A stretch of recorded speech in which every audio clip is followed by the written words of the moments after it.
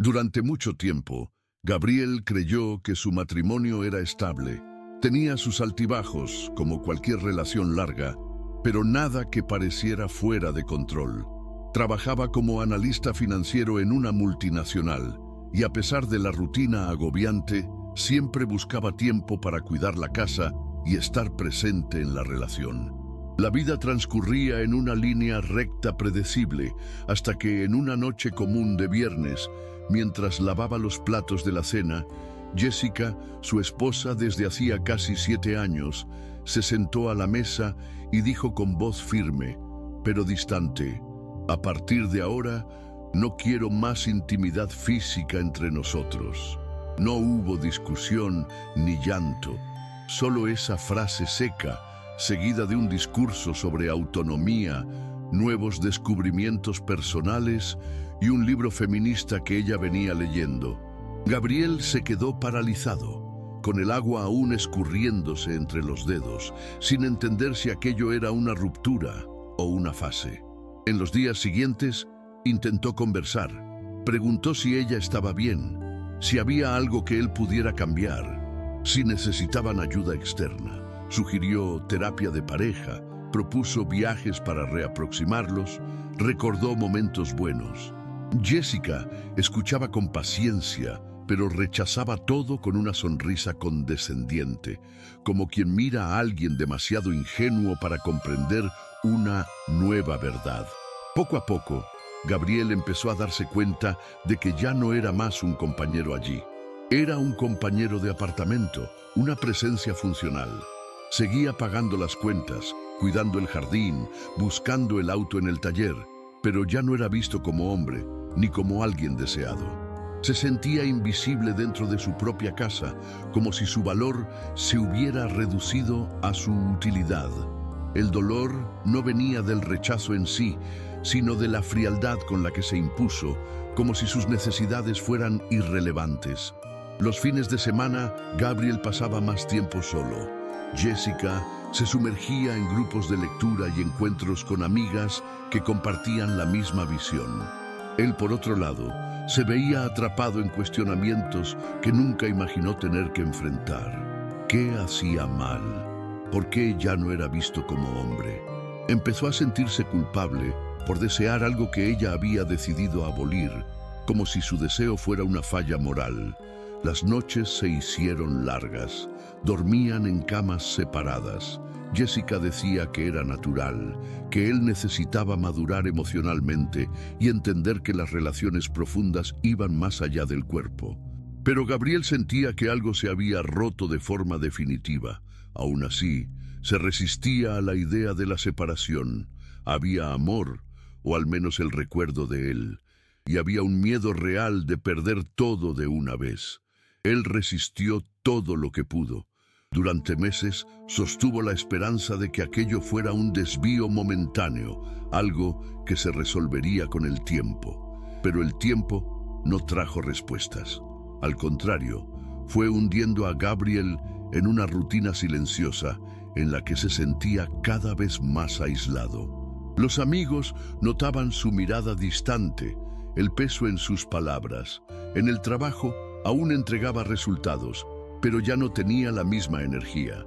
Empezó a evitar reuniones sociales, a salir menos, a callar más. En silencio, lloraba en el auto antes de entrar a casa.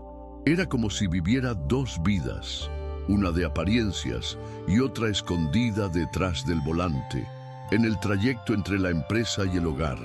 La vergüenza de admitir que estaba infeliz era mayor que el dolor de vivir así.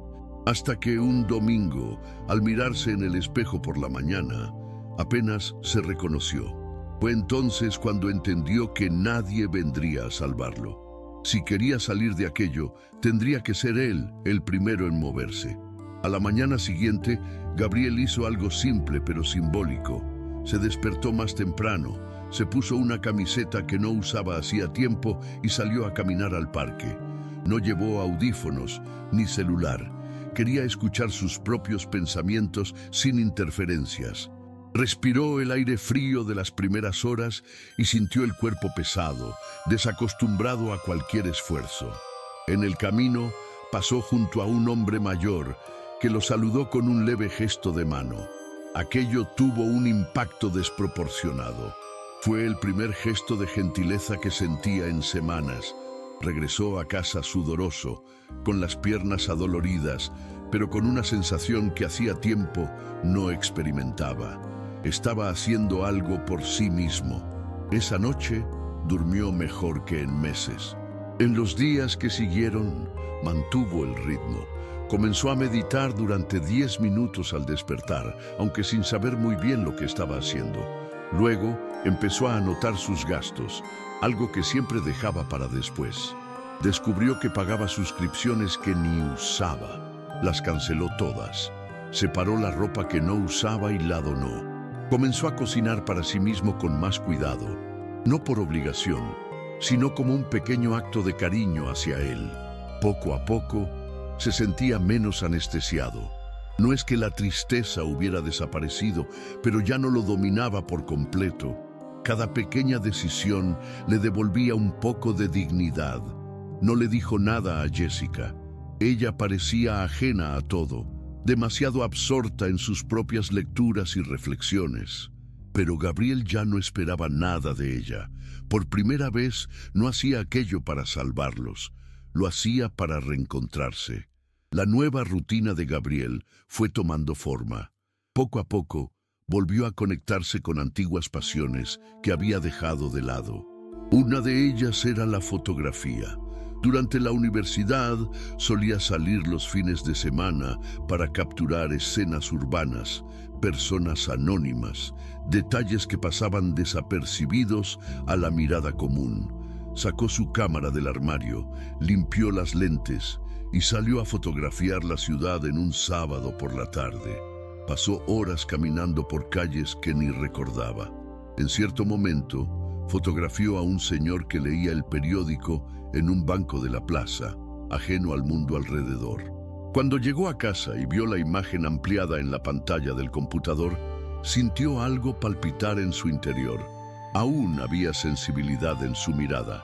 Publicó la foto en un foro de fotógrafos aficionados y, para su sorpresa, recibió decenas de comentarios positivos. Uno de ellos decía: «Tienes alma en el clic». Gabriel sonrió.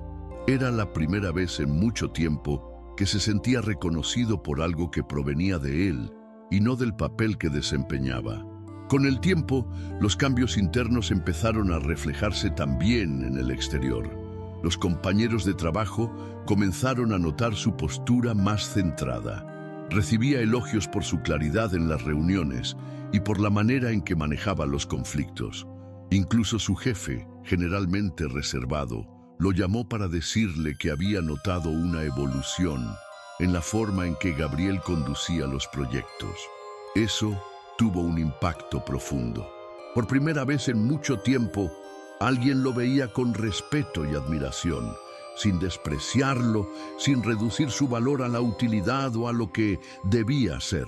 La autoestima de Gabriel comenzaba a reconstruirse a partir de esos pequeños reconocimientos externos, pero también de la tranquilidad que sentía al hacer cosas por sí mismo. No había dejado de amar a Jessica, pero ya no estaba dispuesto a anularse por ese amor. Estaba aprendiendo, con cada paso, a vivir con dignidad, y eso lo cambiaba todo. Poco a poco, Gabriel empezó a imaginar cómo sería su vida sin Jessica. No con rencor, sino con una curiosidad real, casi serena. Era como si, por primera vez, pudiera considerar esa posibilidad sin sentir culpa. A los 36 años, se daba cuenta de que aún tenía mucho por delante y que no quería vivir más dentro de una relación en la que no era visto ni deseado. No se trataba solo de sexo, se trataba de vínculo, reciprocidad, afecto. Jessica seguía distante, firme en su postura, pero ahora él ya no buscaba más su aprobación. No insistía en conversaciones que llevaban a ninguna parte. Respetaba el espacio de ella, pero se permitía ocupar el suyo también. Volvió a almorzar con amigos, aceptó la invitación de un compañero para participar en un grupo de excursiones e incluso se reencontró con un primo con quien había perdido el contacto. Su mundo comenzaba a expandirse de nuevo, sin necesidad de romper en peleas o crear guerras dentro de casa. Simplemente dejaba de esconderse. Fue en esa etapa cuando surgió la invitación a un retiro corporativo organizado por la empresa. Serían 3 días en un hotel finca con dinámicas de equipo y charlas sobre innovación y bienestar. Gabriel casi la rechazó, pero algo dentro de él lo impulsó a aceptar. Necesitaba salir de la burbuja.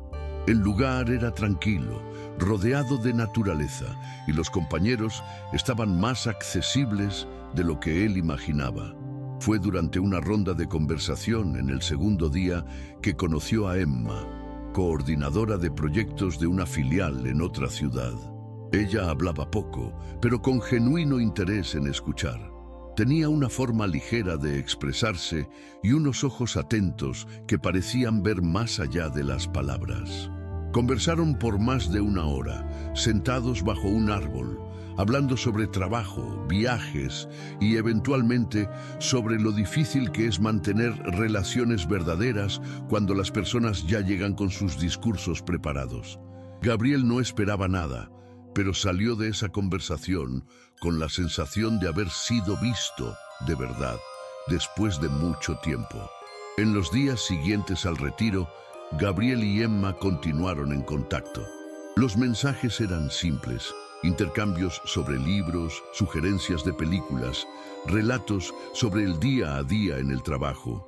No había expectativas ni prisa, y quizás era eso lo que hacía todo tan diferente. Emma no exigía, no juzgaba, no trataba de moldearlo a una idea preestablecida. Gabriel se sentía cómodo siendo quien era, con sus defectos, sus silencios, sus pausas. Una noche, durante una conversación por video, ella comentó lo mucho que admiraba la forma en que él hablaba de las cosas que le gustaban. Fue un comentario pequeño, pero que resonó en su mente durante días. Jessica jamás decía algo así. Con Emma no había tensión implícita ni disputas encubiertas, solo presencia, atención e intercambio. Y Gabriel, por primera vez en mucho tiempo, se permitió sentir algo nuevo sin culpa. No era una traición. Era la reconexión con una parte de sí mismo que creía haber muerto. Mientras tanto, en casa, Jessica comenzaba a mostrar sutiles signos de incomodidad. Comentaba que Gabriel estaba distinto, más frío, menos disponible. Un día le preguntó si tenía algo que contar. Él simplemente respondió con calma que estaba enfocado en sí mismo, que venía trabajando mucho y cuidando su salud. No mintió, pero tampoco abrió espacio para una cercanía forzada. Jessica parecía incómoda con esa nueva actitud.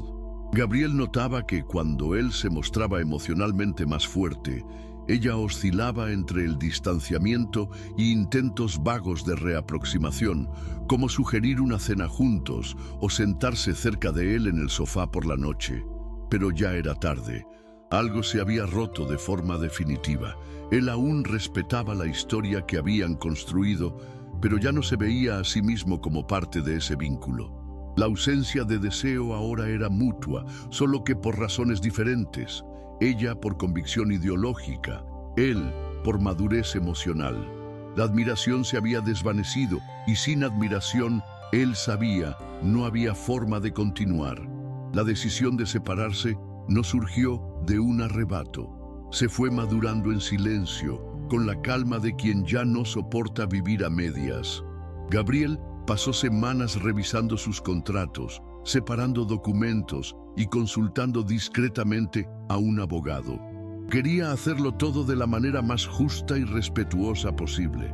No había deseo de venganza, solo la convicción de que debía seguir otro camino. Eligió una tarde de domingo para hablar con Jessica.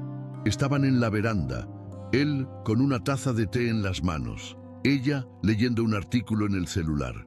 Cuando mencionó la separación, ella levantó la mirada sorprendida. ¿Pero por qué? ¿Ahora que nos estamos entendiendo?, preguntó con un tono entre asombro y defensa. Gabriel no discutió. Dijo que respetaba su proceso, pero que había dejado de sentirse parte de aquella relación. Habló con claridad, sin levantar la voz. Jessica insistió, intentó argumentar que aún había afecto, que podían reconstruir, pero él simplemente respondió: el afecto no es suficiente cuando nos anulamos para estar juntos. En los días siguientes, Jessica fluctuó entre un silencio absoluto y tentativas de reaproximación. Llegó a preparar el plato favorito de Gabriel, dejó notas cariñosas en la nevera, pero nada de eso lo conmovía ya. Ya no era un juego de empuje emocional, era una decisión tomada. Se mudó a un apartamento más pequeño, cerca del trabajo.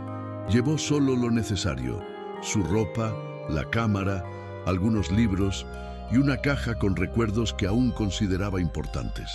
En su primer día solo, le resultó extraño el silencio, pero por la noche, acostado en su nueva cama, sin interferencias, sintió algo raro: ligereza. No era una felicidad plena, ni euforia, solo la tranquilidad de estar en paz consigo mismo. Durmió con la ventana abierta, escuchando la ciudad afuera, y tuvo el primer sueño profundo en mucho tiempo. Con la mudanza, Gabriel empezó a dedicar más tiempo a la fotografía. Inscribió algunas de sus imágenes en concursos de aficionados y comenzó a publicarlas regularmente en las redes sociales. Para su sorpresa, una de las fotos, la de una mujer anciana mirando por la ventana, capturada en un día lluvioso, fue seleccionada para una pequeña exposición local. Fue la primera vez que su nombre apareció impreso en un cartel, aunque de forma sencilla. Fue al evento solo. Caminó por la galería con las manos en los bolsillos y una sonrisa discreta en el rostro. Vio a personas detenidas ante su obra, conversando entre ellas, señalando detalles. Era como si, por primera vez, estuviera siendo reconocido por algo que nacía directamente de él, sin tener que encajar en ningún rol. Aquella noche no fue grandiosa, pero tuvo un peso enorme. El peso de una validación que provenía del interior y no de la necesidad de ser aceptado por alguien. Emma estuvo presente en ese proceso, aunque a la distancia. No presionaba, no exigía explicaciones. Solo era una presencia constante, disponible, que lo animaba y celebraba cada pequeño logro con entusiasmo genuino. Cuando se enteró de la exposición, le envió un mensaje corto: «Te lo mereces», y mucho más. Gabriel, al leerlo, se emocionó. No por la frase en sí, sino por sentir que provenía de un lugar puro, sin segundas intenciones, sin deseo de control. Era libertad acompañada de afecto, algo raro. Tras la separación, ambos comenzaron a verse con más frecuencia, sin etiquetas, sin planes apresurados. Un día, durante una caminata en el parque, ella tomó su mano con naturalidad, como si no necesitara pedir permiso para estar allí. Gabriel devolvió el gesto en silencio. Sentía que estaba construyendo algo nuevo, pero ahora desde un lugar más íntegro.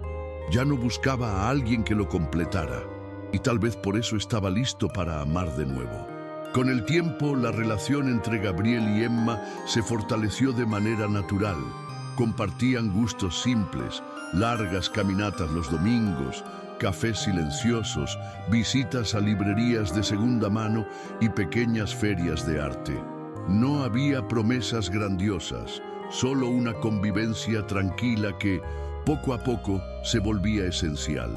Gabriel se sorprendía de la facilidad que tenía para ser él mismo a su lado.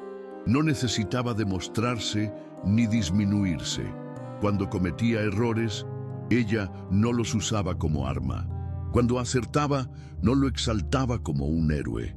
Era una asociación serena, basada en el respeto y la escucha. Por primera vez en años, se sentía libre dentro de una relación. Y eso decía mucho sobre lo mucho que había madurado. Ahora entendía que el amor no debía ser un esfuerzo constante por ser aceptado, sino un espacio seguro en el que se podía existir plenamente. Mientras su vida personal tomaba nuevos rumbos, Jessica enfrentaba dificultades. Tras la separación, pasó por un proceso turbulento en el trabajo y terminó siendo despedida de la empresa en la que había estado durante años. Gabriel se enteró de la noticia por un amigo en común y no reaccionó con superioridad ni satisfacción.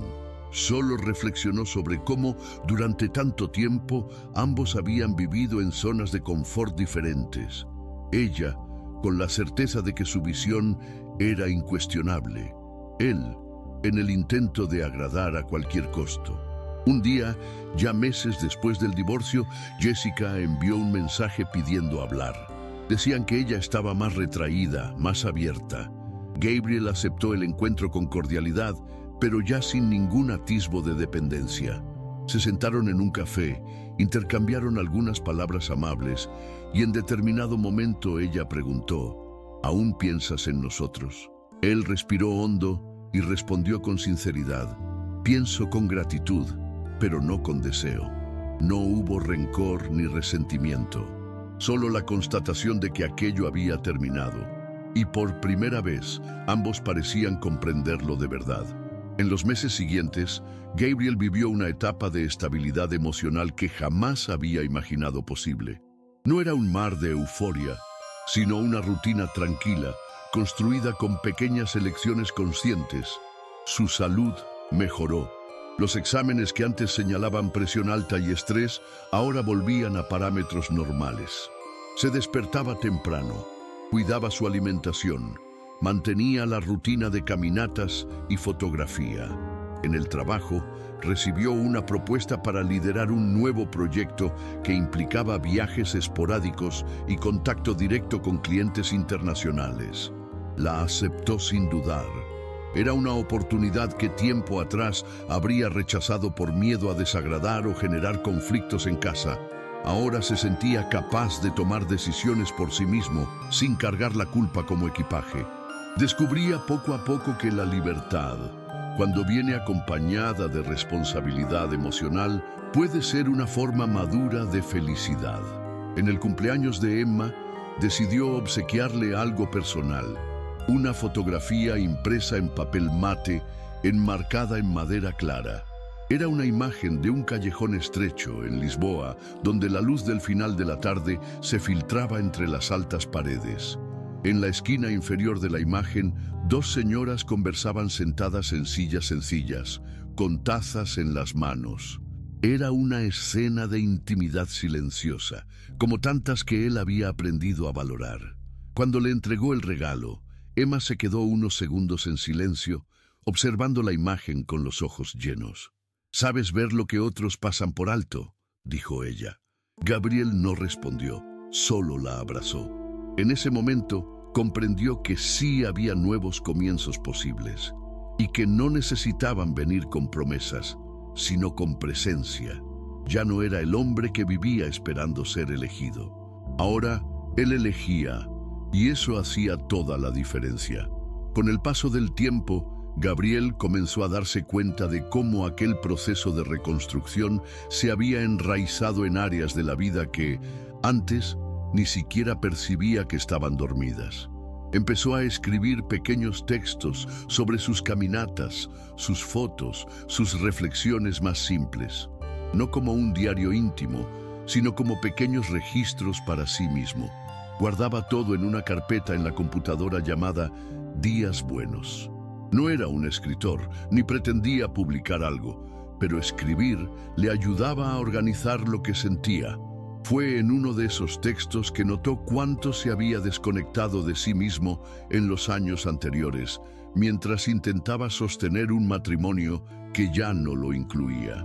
El esfuerzo de mantener la apariencia de un hombre evolucionado, comprensivo, moderno, le había costado caro.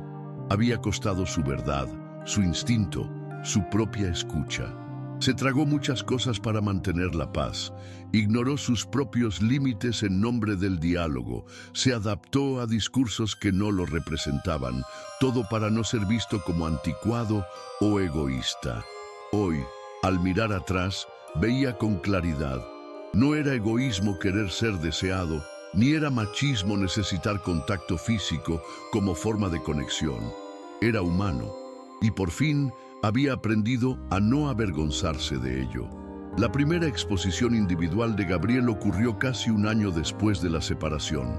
Un pequeño centro cultural de barrio que promovía artistas independientes ofreció el espacio. Él eligió el nombre con cuidado: Cosas que resisten.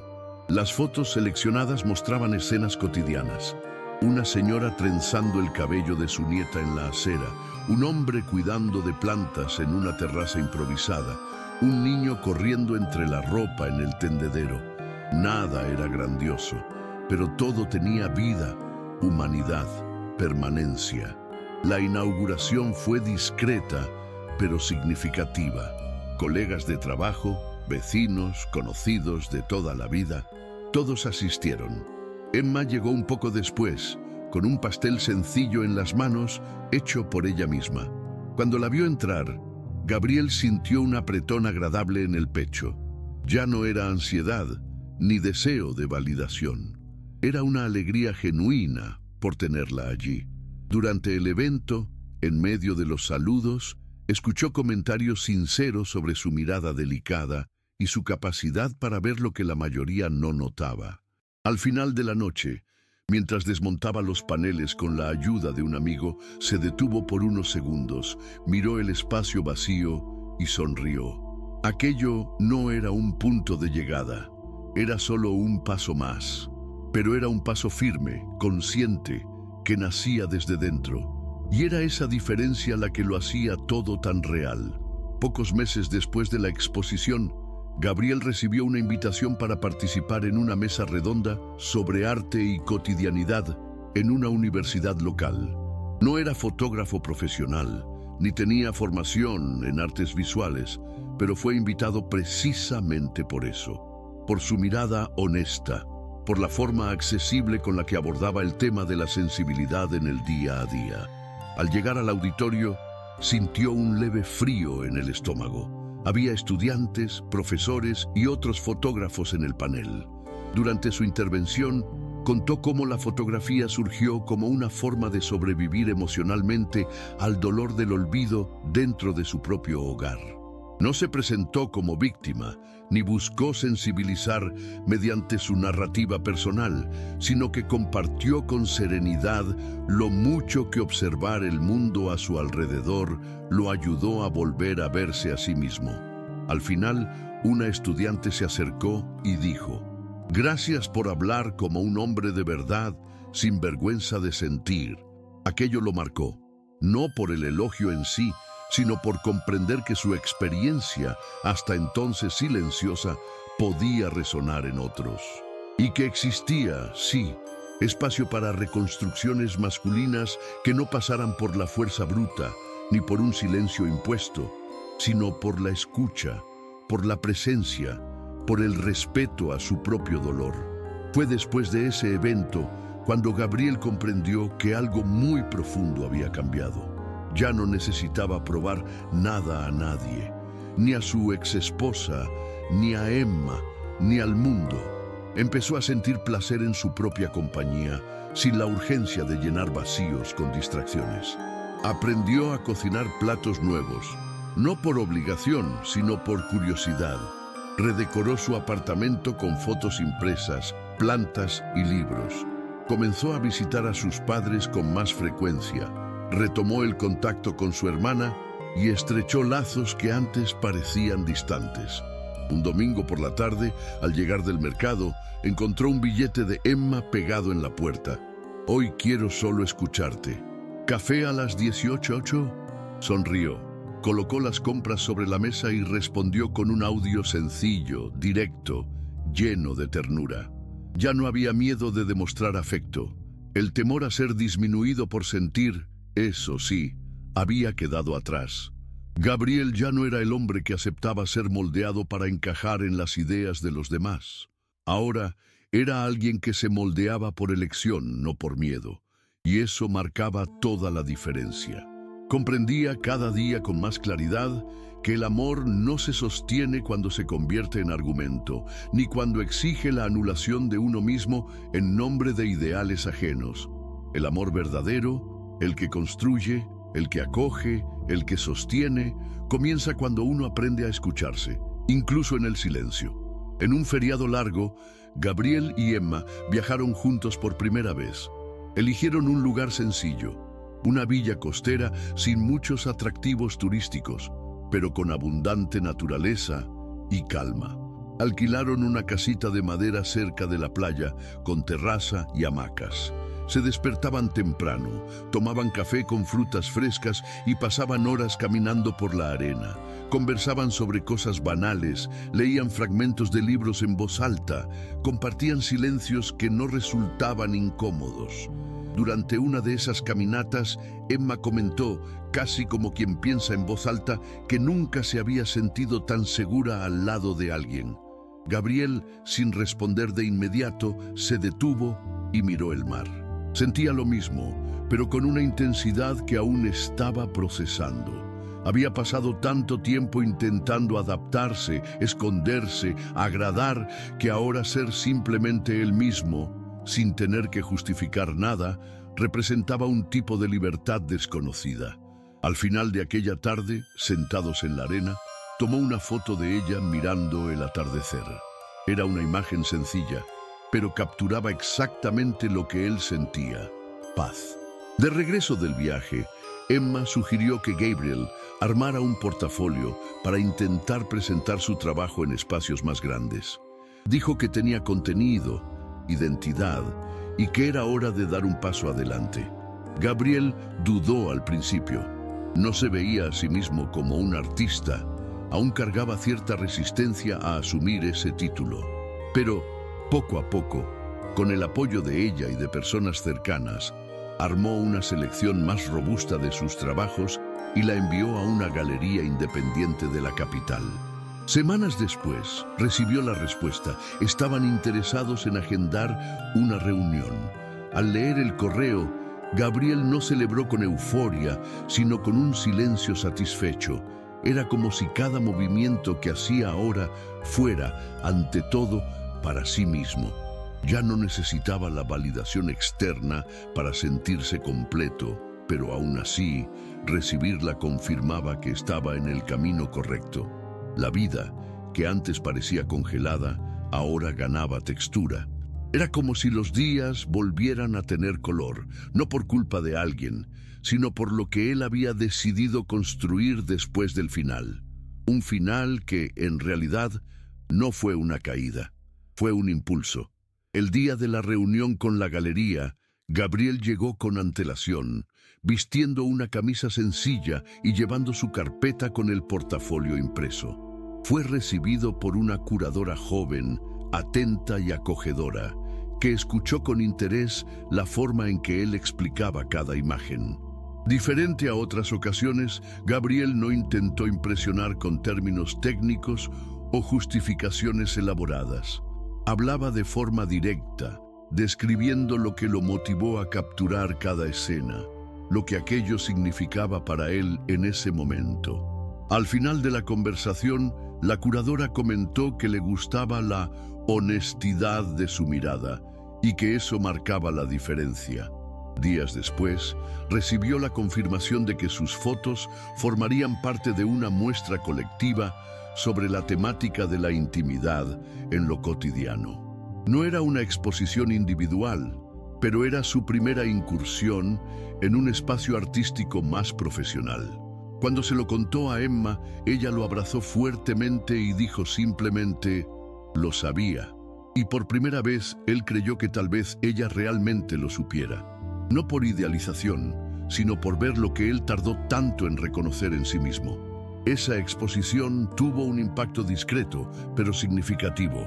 Un periodista cultural escribió una breve reseña destacando la sensibilidad de las imágenes y la elección de temas aparentemente simples, pero cargados de presencia humana. Gabriel no se dejó llevar por la visibilidad, pero reconoció que aquello sellaba un nuevo ciclo. Durante la inauguración de la muestra, Caminaba entre los cuadros con la misma calma de quien recorre un lugar conocido.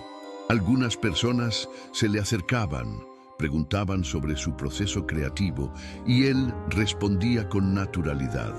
Nadie allí conocía la historia que había detrás de cada imagen. Nadie sabía de las madrugadas solitarias, de los baños llorados en silencio, de los mensajes ignorados, de las noches en que se sintió como un fantasma dentro de su propio hogar. Pero él lo sabía. Y tal vez era eso lo que hacía todo tan fuerte. Cada foto allí era fruto de una elección, la de no hundirse, la de reconstruirse, la de no aceptar ser silenciado por discursos que no lo incluían. Al final del evento, mientras Emma conversaba con otros invitados, Gabriel se alejó por unos minutos, salió al exterior de la galería y respiró hondo. Estaba oscuro, pero la ciudad seguía viva, latiendo, y él también. Por primera vez en mucho tiempo se sentía completo y sabía que lo que estaba por venir se construiría a partir de esa integridad, no de la carencia. Meses después de la exposición, en un almuerzo dominical en casa de sus padres, la madre de Gabriel lo llamó para ayudar con los platos. Los dos permanecieron en la cocina durante unos minutos en silencio hasta que ella comentó, casi sin mirarlo: «Pareces más liviano». Gabriel sonrió. «Creo que lo estoy», respondió. Era cierto. La ligereza no provenía de la ausencia de problemas, sino de la ausencia de fingimientos. Ya no necesitaba sostener ninguna versión idealizada de sí mismo. Ya no vivía bajo el peso de intentar ser el hombre correcto a los ojos de los demás. Con su madre, con su padre, con su hermana, ahora se permitía conversar sin filtros. Hablaba de la vida con naturalidad, de los errores que cometió, de las decisiones difíciles, del miedo que sintió al verse invisible dentro de una relación que ya no lo reconocía. Ya no había vergüenza en admitir que había sufrido, ni en contar que, durante mucho tiempo, aceptó menos de lo que merecía por miedo a parecer débil. Sabía que no había sido débil. Fue, como a muchos hombres, enseñado a aguantar en silencio, y le tomó tiempo entender que la fuerza, incluso, es salir de ese silencio y construir algo nuevo.